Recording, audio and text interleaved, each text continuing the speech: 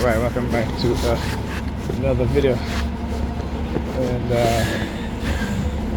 so let me continue saying that before I forget. Right? I have to be reminding myself on the bus. Because usually when it gets to target me like this, particularly if they hit like microwave, radio frequency silence and spread spectrum, it greatly affects my short-term memory. So anyhow, I'm going to say with this man. So she calls me earlier today, like around, I think it was minutes to 3, you know, telling me that how she's tired. She's so tired, right? And I'm like, okay. And then she's like, well, I'm going out later on. I'm like, all right, hey, that's you, you know. You no matter how tired you are, right, you will always find the energy to be able to go out, party or dinner, wherever the heck you're going. But when it comes to spending time with the kids and helping them do their schoolwork, you're too tired for that. You don't have the energy for that. You know, these women are so selective. Hey, the red theme. We never, like again, you always gonna see this pattern. You know, because in the Curse of Persuasion program, hey, the red theme again.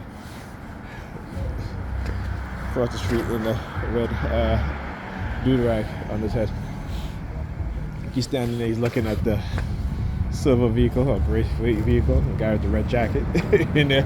See, like I said, they play off their color, the color coordinated, you know, standing right next to the red car, you know, right there.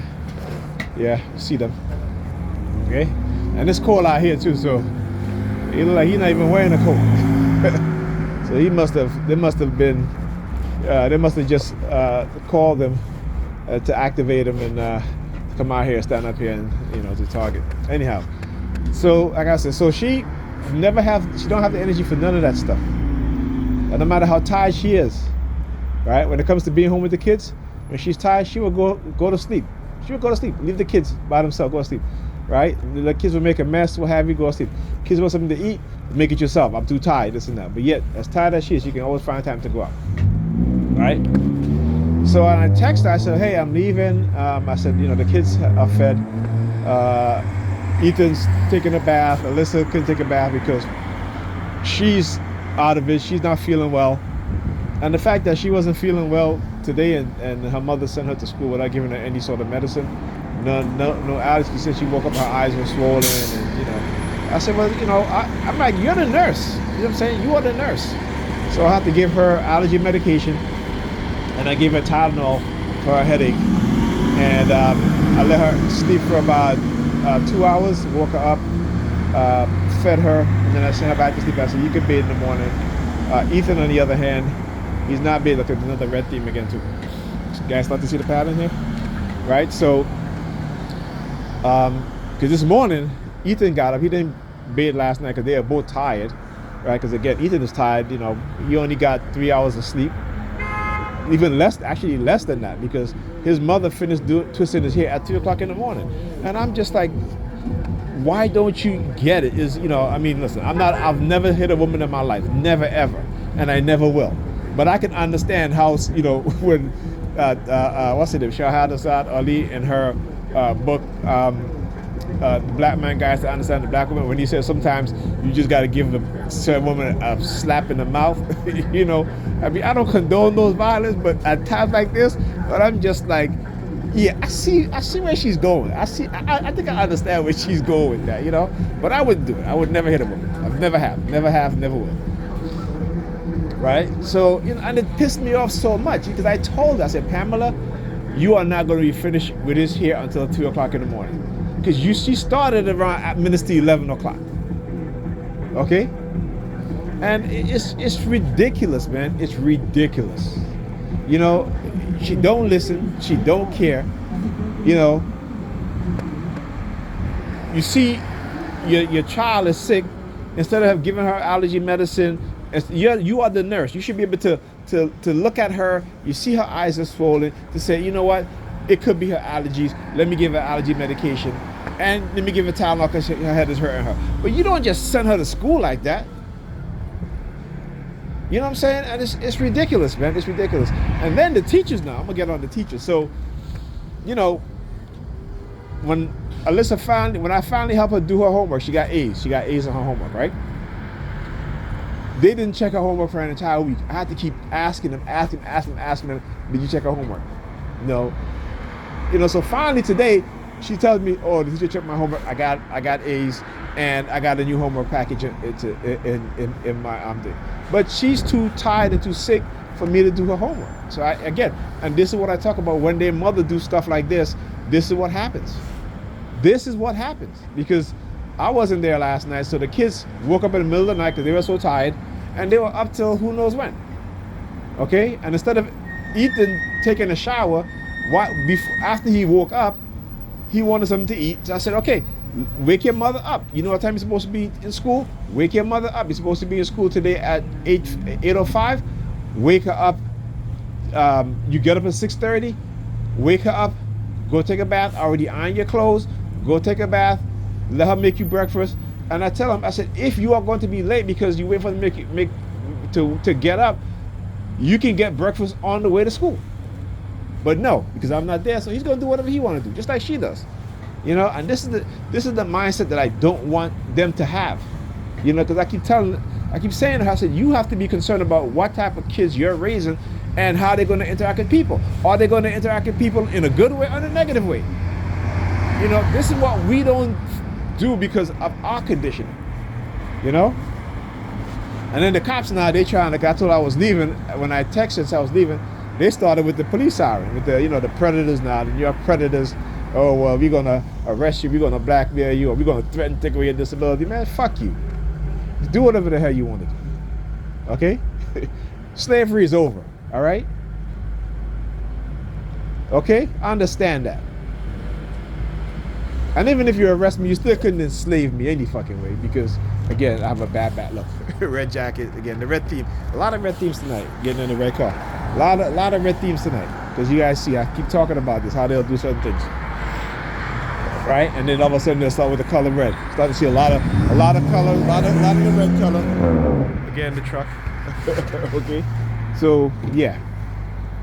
Right? And like I said, I'm not a slave. You'll never make me a slave. I'd rather die. I'll tell you that. I'm one of those, if I was one of those Africans that came on the slave ship, I would have, be like the Amistad, okay? Yeah, that's what we do. But this is the mindset they don't want black people to have, particularly black men. This is why they remove black men out of the home. It is strategic. Weaponize us against each other, weaponize the minds of black women to now, their image are tarnished worldwide, and they accept the negative behavior of these so-called good black women. They accept the negative behavior of the black women who are giving them a bad image and a bad look.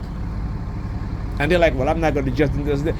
Well, let me tell you, when these white girls and these white celebrities start acting out of hand, what happens? The white community get together and they tell them, no, you're not going to do this to us. You are not going to do this to us. You are not going to make us look bad. Not only us being your family, but our people. You are not going to do that. Okay? Look at people like Pink. Who else? The Crimson Curl was talking about another Kesha, Miley Cyrus, right? When they're younger, how they were, rebellious, what have you. But guess what? Once they get past that age of 30, you don't see them doing none of that shit anymore. You see them married, having kids, in relationship, in marriage. But black women now, no, we don't need no man. We don't need all of that stuff. We just gonna do us and that's it. Fuck them kids. Excuse my French. F them kids. You know what I'm saying? And they got the white racists on the police force that is behind them, manipulating them, using the court system, right? Particularly child support system, right? And the religious fanatics who are who work within those systems, law enforcement, the court system, what have you. Look, another red. They engage in manipulating these women. Oh, we can. I know the judge, and we'll give you whatever that you want. Just join us, right? That's how they do it. They're in the court system recruiting these women. Okay, you guys think I'm playing? Listen, I've seen it. Okay, I've experienced it. All right. Okay, I've experienced it. And how they got, how these women, they feel like they got some false sense of power. Oh well, I don't judge it. I don't like the way how he bring his mother to the meeting where you got to pick up. Shit, you got a restraining order out of me. You're damn right. I'm bringing somebody with me. Okay, and a restraining order for lies. Okay, that these cops done, and how they manipulate you for lies upon lies upon lies. So when I tell you, when you see how, when they arrest a black person, particularly a black man, and they list a whole bunch of charges on there, all right, I want you to understand what they're doing. They want to, and most of these things are lies. They're lies that they put on there. They're lies. They just make up shit. They put charges on a black man or a black woman, And I say black woman because black women are falling for their trap, and they have become within the past 2 decades, right? Their rate of incarceration has gone up exponentially. So they know what they're doing. Okay, but they know that they can always manipulate the minds of women because they know the things that women can be manipulated with: money, status, sex. Okay, appearance, a male appearance, the honey trapping, right? And like I said, on top of that, they're all surveilling our community, listen to our phone calls. If you're a woman and you are talking to your girlfriends about what kind of experience you like with sex, and you're talking to a guy and you're telling them what kind of, they're going to send honey traps. Okay, they know who to look out for, who to go to, who they can manipulate, who they can recruit, and who they can try to blackmail and try to enslave. Okay, I should say involuntary servitude. All right. Yeah, like I said, I'm exposing all this shit, all of it. All right. So anyhow, yeah.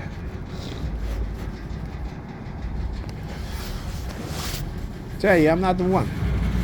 I am not. I'm the right one to expose you, but I'm the wrong one that you mess with. That you think that you can do this to me and think you can get away with it. Yeah. Okay.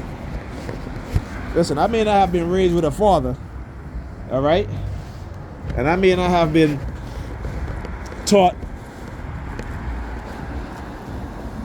what this country is really about and who people really are. Okay. But I gotta say this, I gotta thank the ancestors, and I gotta thank people who are alive today who have exposed what's been going on. Okay?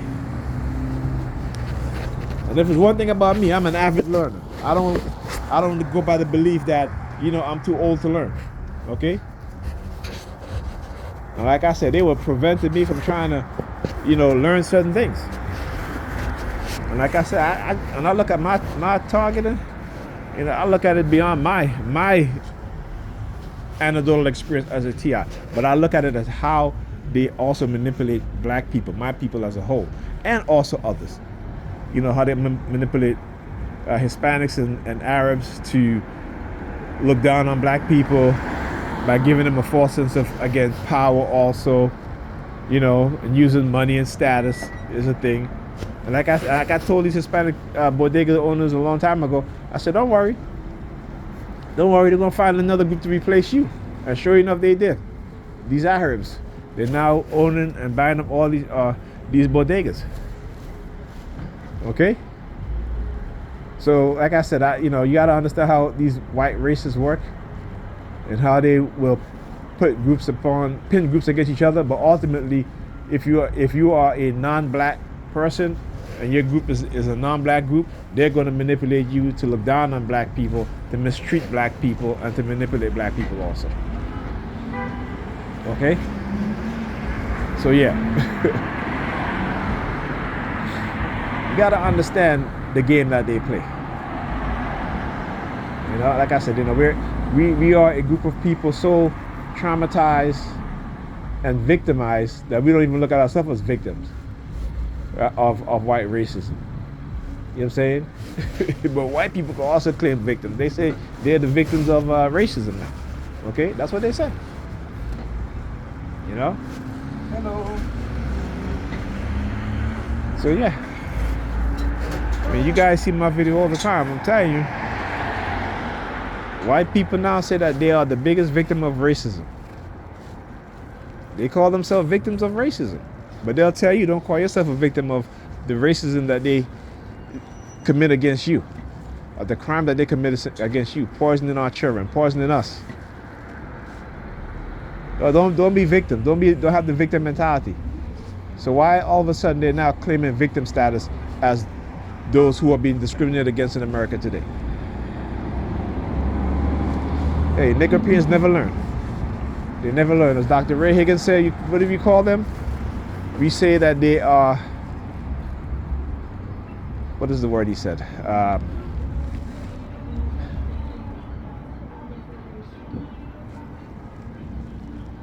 He said, I forgot the word, but then it has to do with the affiliation of loving white people, subconsciously. You don't even know it. Because when your image of God or Jesus look like them, that's who you see. And this is why, particularly black women who are the most religious, when they see white men, that's their Jesus, that's their Savior. You know? We have no clue that at one point we were the standard.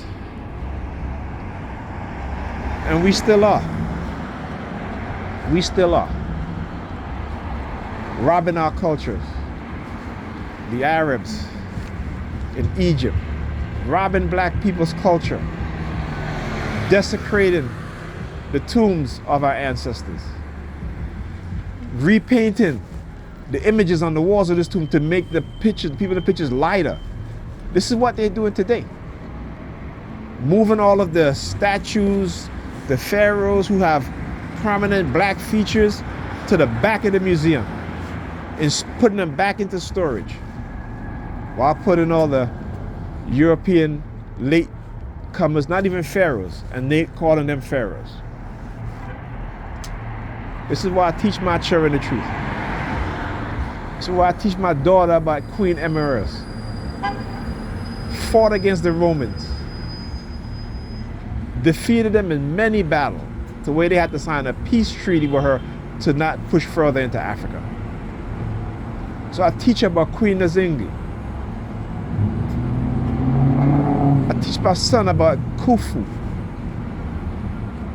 Pharaoh Menes. So they have a sense of pride and understand that we were the first to be called kings and queens.